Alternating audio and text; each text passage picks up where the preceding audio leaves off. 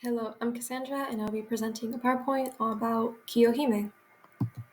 Kiyohime is a yokai legend from the Wakayama Prefecture. She is one of the most known yokai, and her influence in modern culture is still seen today. Mostly known for her emotions, the story in which she is a part of offers an interesting insight into the culture of the time. Kiyohime is found in the Enshin and Kiyohime story. Kiyohime was no ordinary girl. She was described as cunning and vengeful. Kiyohime was the daughter of a nobleman in the Ki province that is now modern-day Wakayama Prefecture. One day, a Buddhist monk by the name of Enshin came to her home during a trip to the Kumano shrine. Kiyohime instantly fell completely in love with him. While he entertained her, she was very clingy, and as a monk, he was unable to be with Kiyohime. Having had enough and trying to get away from her, he decided to lie. He said that once he finished his journey to the Kumano shrine, which he would continue by crossing the Hidaka River, he would return to her. While they agreed not to see each other off, Kiyohime decided to do so regardless. She decided to follow him as she loved him, but upon talking to the ferryman, she learned that Enshin had deceived her and paid the ferryman not to take her across the river. Enraged, she started to pursue Enshin through the Hidaka River. As she continued to swim to him, her rage grew and grew. As this occurred, Kiyohime disappeared under the strong tides. What arose from the water once again, however, was not the human Kiyohime, but rather a serpent dragon that Enshin just knew was Kiyohime. In an attempt to get away, he ran into the Dojojin temple and hid in the Boshon temple bell with the help of the other monks. She, however, was still able to smell him and descended onto the bell, wrapping around it and knocking on it several times. In grief, she burns both herself and Enshin, causing both of them to die. Kiyohime is mostly known for her long, dark black hair and a kimono with patterns that resemble scales. While the pattern might change based on the artist, the scale-like feature is usually a constant. She can breathe fire and turn into a large serpent-like dragon. When she goes through her transformation, she loses her beauty and her humanity. Because of this, she is often surrounded by sakura petals. There are various variations of the story, although it's usually small details. Some name her not as a daughter, but as a widowed wife.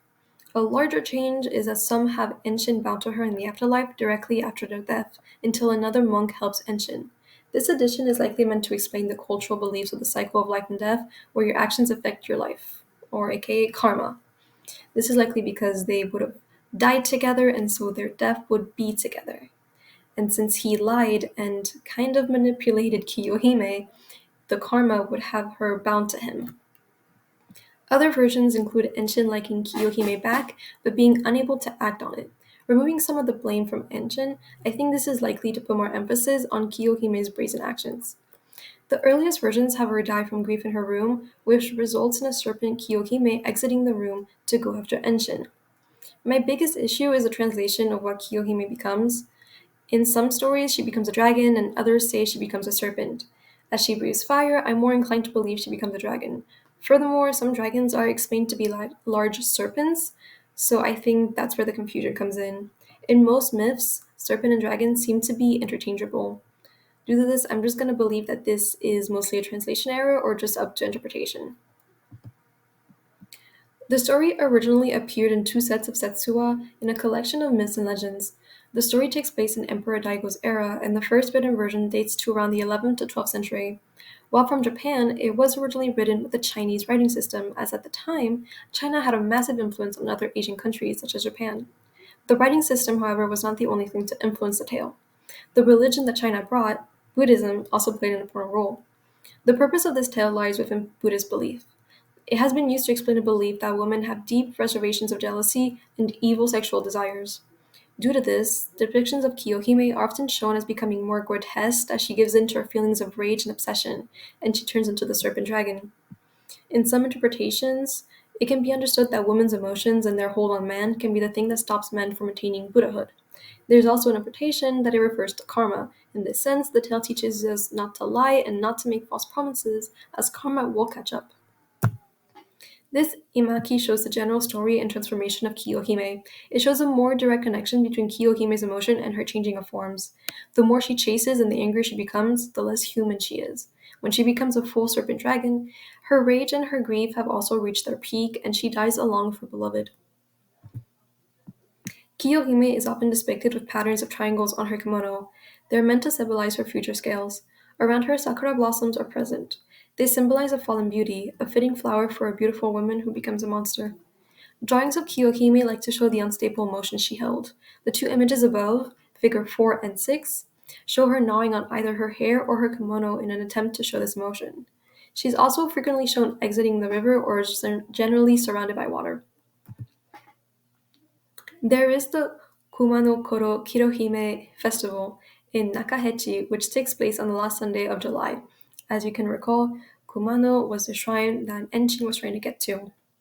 This festival reenacts the Enshin and Kiyohime legend. Furthermore, there is a sushi called the Kiyohime no Ichiya sushi, which is inspired by Kiyohime. It is sold in Nobu Station and is wrapped in a decorative paper meant to depict Kiyohime with her long hair.